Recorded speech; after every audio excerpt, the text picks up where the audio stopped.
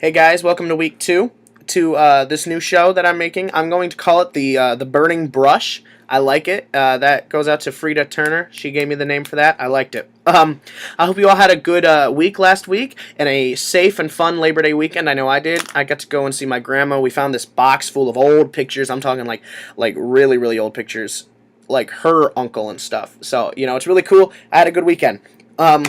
So today's message is it's an encouraging message about focusing on the eternal and not the temporary. I'm going to read to you from 2 Corinthians chapter 4, starting in verse 16 and going to verse 18. It says, "Therefore we do not lose heart. Though outwardly we are wasting away, yet inwardly we are being renewed day by day. For our light and momentary troubles are achieving for us an eternal glory that far outweighs them all. So we fix our eyes not on what is seen, but on what is unseen. For what is seen is temporary, but what is unseen is eternal." You see, guys, Paul is writing to the church in Corinth. This is his second letter to them. And he's telling them, don't lose heart. Though your life is hard, though you're facing troubles, they're light and they're momentary. And on the bright side, they're winning for us a reward in heaven that outweighs any trouble, any tribulation, anything we could face on this earth, including martyrdom. Our reward in heaven is going to be greater. He tells them to focus on not what is seen, but what is unseen.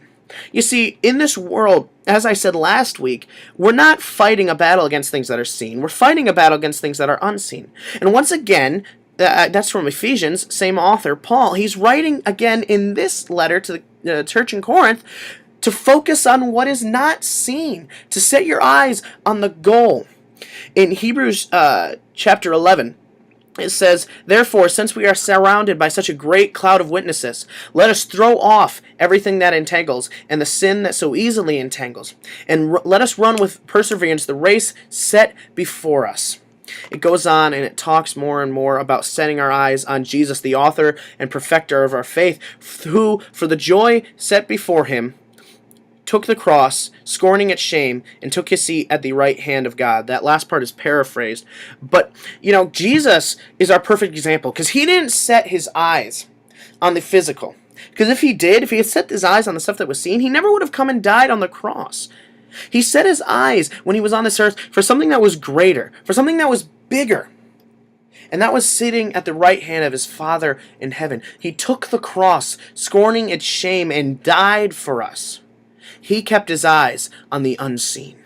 And that's our job, to keep our eyes on the unseen. Because at that point, we can start focusing on Jesus, the author and perfecter of our faith, so that we can throw off everything that hinders and the sin that so easily entangles, so that we can be inwardly renewed, though we are being outwardly wasting away.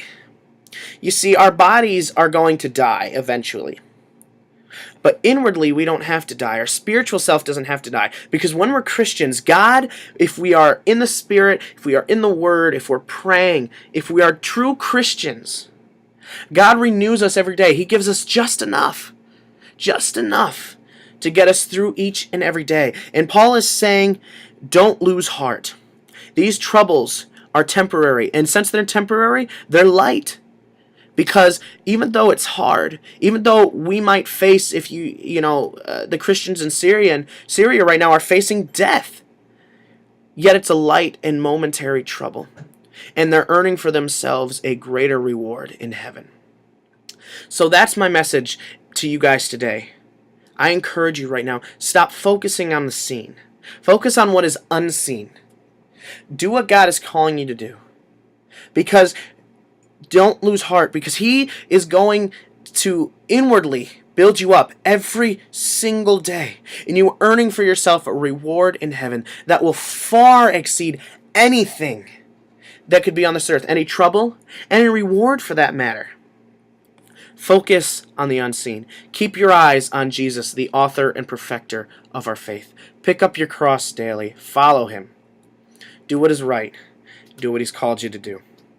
I hope you guys all have a great week. I'm going to try and find a day that I'm going to continuously post on. Probably in my next message, I'll give you the day of the week I'm probably going to be posting on every day. I hope you guys all have a great week. Have a safe week. For all my friends out there that are just starting school, high school again, good luck. Have fun. You'll miss it eventually. Trust me. So God bless you all.